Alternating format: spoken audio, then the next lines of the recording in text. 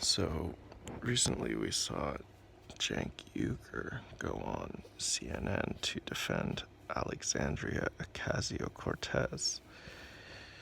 And in his appearance,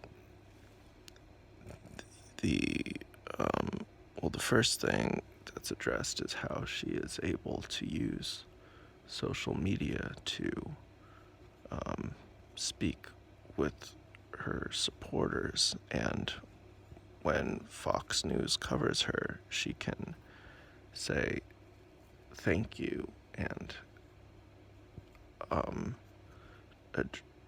and display that Fox News is helping her in some way, even though their coverage was intended to be negative. And Jake displays that, but then the point is raised that through using social media, you're able to avoid difficult questions that you would get in a TV interview. And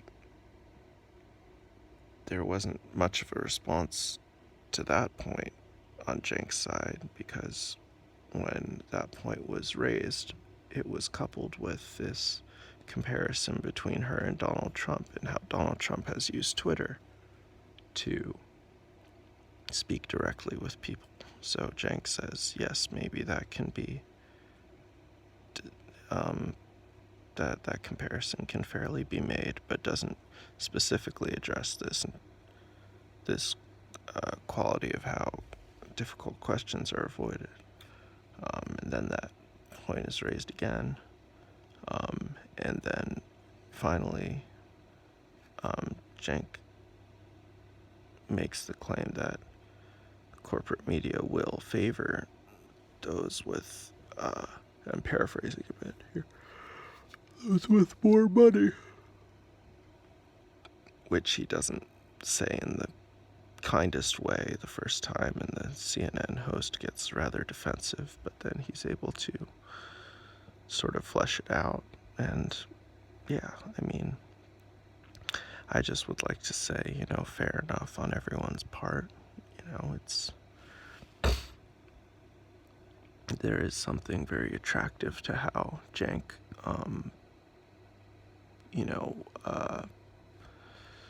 classifies Ocasio-Cortez, how he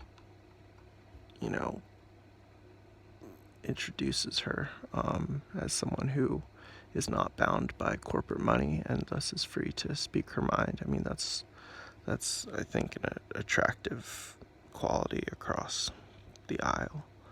I think that the woman's point about avoiding questions is a very, fair point. That, before, if you wanted to be heard, it was always in the context of, someone asking you questions. It wasn't just you speaking directly to the people. So that's a very fair point. I think that this thing about how she wasn't given interviews before, so she doesn't owe anything to the media now, is a little bit cheap. I mean, that's sort of this immature attitude that we do see time and time again from the Young Turks. But of course, I mean,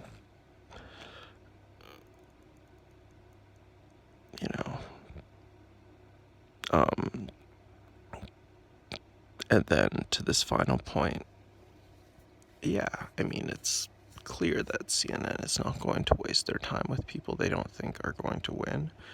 And the people who do win are usually the people with more money, and thus they get more coverage, and thus that, trend continues. And that's just a quality of, life and how things go in general. I mean, many things tend to occur the same way time and time again because a process has been established, and thus it's easier for that to continue happening, and it would be a risk for them to cover, someone else, especially someone who would, ultimately not support the media so much. I don't know. Although I guess they covered the hell out of Trump, and Trump isn't the biggest fan of CNN, so interesting stuff. Very boring though. Don't have much of an opinion on any of this. I don't see there being much of a shift in, you know, the US based on politicians. It seems like that's more of the, dressing and the, different faces, but same shit.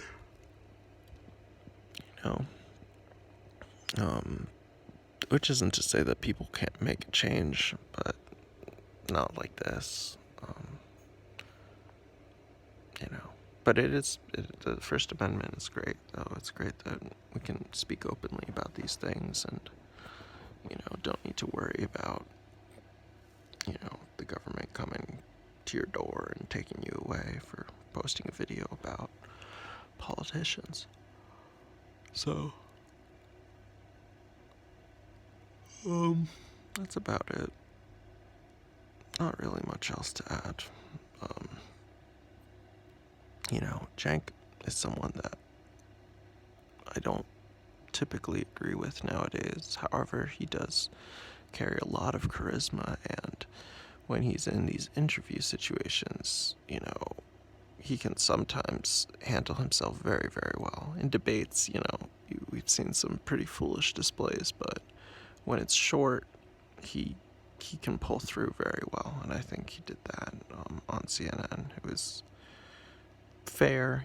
He did avoid that one thing about how the media does serve a purpose in, vetting these people, even if the media is biased, even if the media is, not asking particularly good questions. They at least are serving as some sort of filter, some sort of, thing calling on the politician to be able to improvise and be able to, think on their feet rather than just a, potentially totally scripted or premeditated Instagram video. So, that would have been nice if he could address that and say, yes, that's a very fair point. She's avoiding that,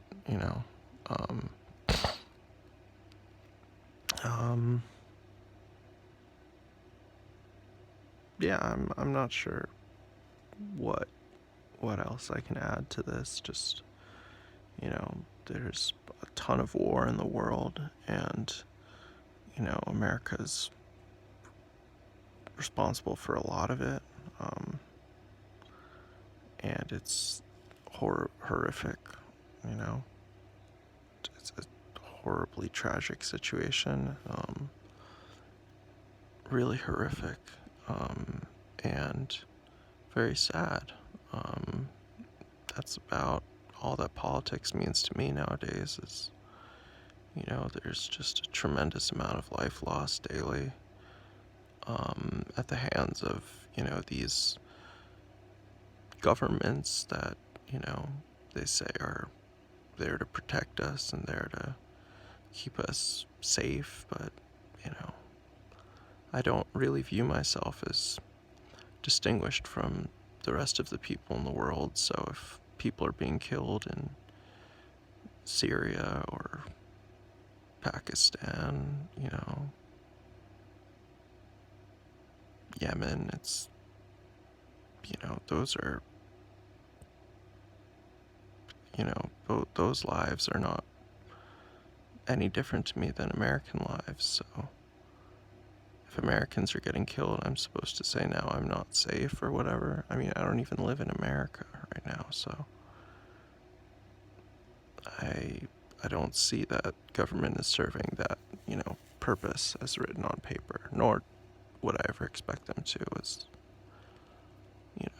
that's just their purpose on paper. And I'm not naive to how, as horrific as it is, surely there's instances where killing has prevented more killing. But that doesn't mean that I condone it, you know. It's just a very, very sad situation. You know. And this attitude of, you know, fighting back seems to be very, very popular. But I have no use for that, you know.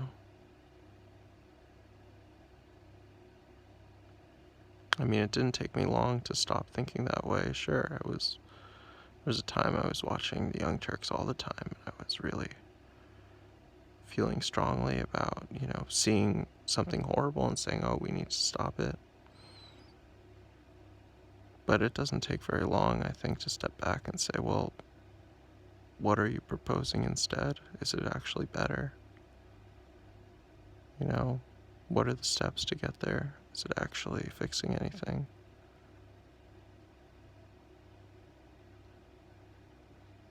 Because a lot of the wars are there because they were trying to stop something else, you know?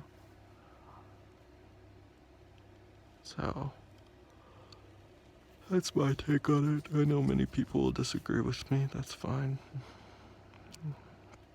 Everyone's entitled to their own opinion. But a lot of people's opinions are to kill people, so that just should be clear.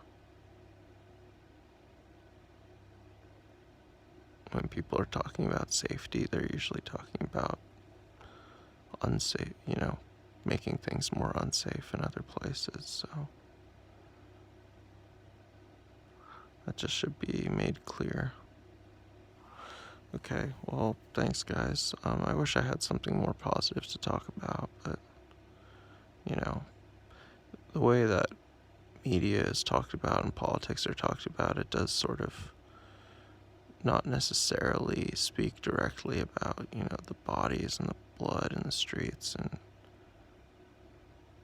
what it all sort of really means, you know. It's just death. It's not anything flashy with these, you know, text running across the bottom of the screen and people wearing suits and all that. I mean, this isn't really what it's about. It's, you know, people living in horrific conditions, and on top of that, having their families be destroyed because people on the other side of the world are sending missiles and bombs and, you know,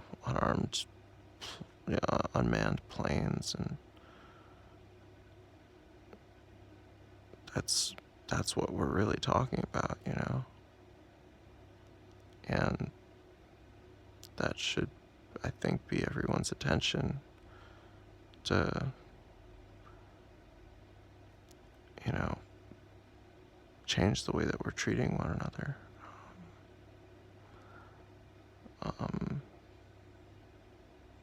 But politics isn't necessarily the way to do it. It seems that there's other, you know, people that command a lot more power than politicians. And yeah, it's no way to live. Yeah. I'm gonna go to Georgia.